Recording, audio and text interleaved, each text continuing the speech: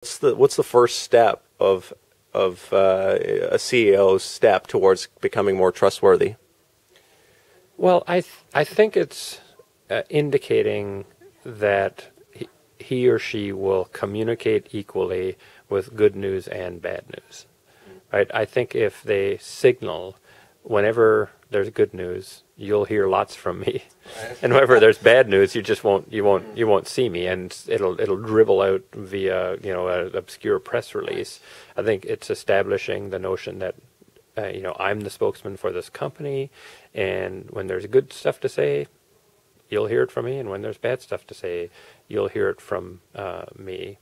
And so if there's nothing but a drumbeat of kind of good news from the CEO and anything bad sort of slides out, there won't be trust. So make sure that you actually are upfront with bad news and just explain, here's something that didn't work as well as we would have liked. Sorry about that. Here's what we're doing to try and fix it. And if you're very prominent with bad news, people will be more inclined, shareholders, customers, suppliers will be inclined to say, well, there's somebody who's trying to be forthright, not trying to shade it one direction. Maybe a lesson BP could have had in that case?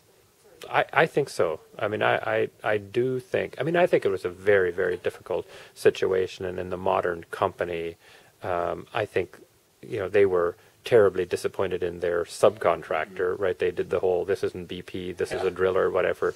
Right. And so I can empathize to a certain extent with them, but I think it was an error. I think that they would have been much better off if they said, this is BP, we have made a terrible mistake, we are going to go get at it and rectify it as soon as possible, as expeditiously as possible, instead of trying to dodge it.